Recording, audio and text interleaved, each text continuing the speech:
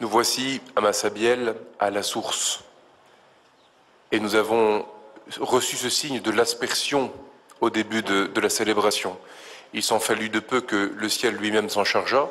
J'aurais alors béni vos parapluies. Mais c'est un signe, l'aspersion, spécialement indiqué par l'Église pendant le temps pascal. Et pour cause. Et pour cause parce que le ressuscité nous montre son côté ouvert.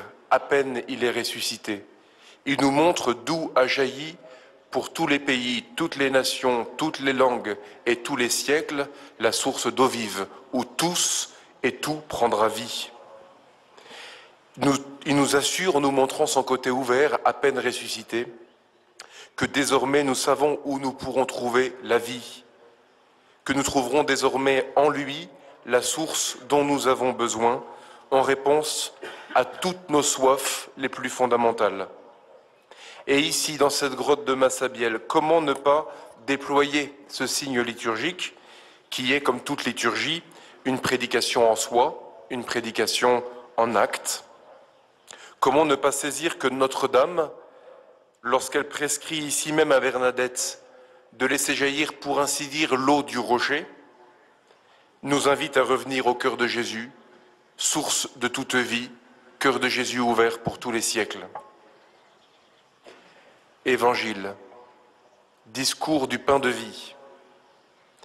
À peine Jésus est-il ressuscité, la nouvelle s'en répand, et les disciples, d'abord fuyards, apeurés, deviennent les témoins intrépides de la résurrection.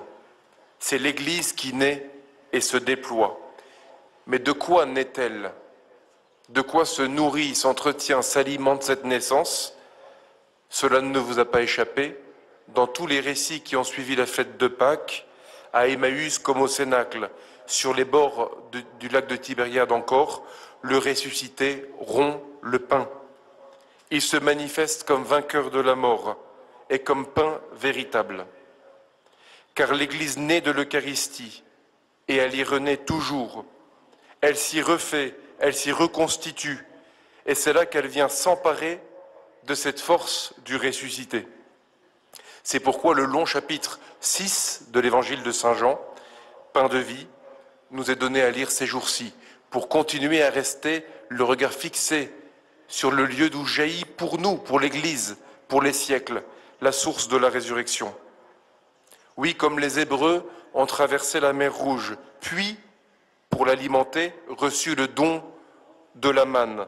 Nous avons, nous, à Pâques, célébré les baptêmes. Nous avons commémoré le nôtre, et puis nous accueillons par suite le pain de vie, pour que cette vie nouvelle que nous avons reçue soit justement alimentée. Ici encore, la source de Massabielle nous renvoie à la source véritable, qu'est Jésus-Christ notre Seigneur.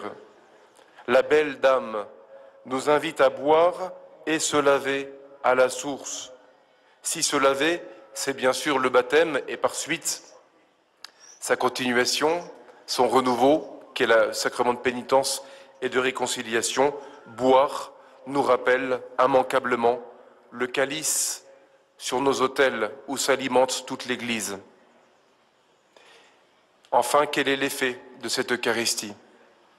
Ferment de résurrection sur l'Église et sur chacune de nos vies.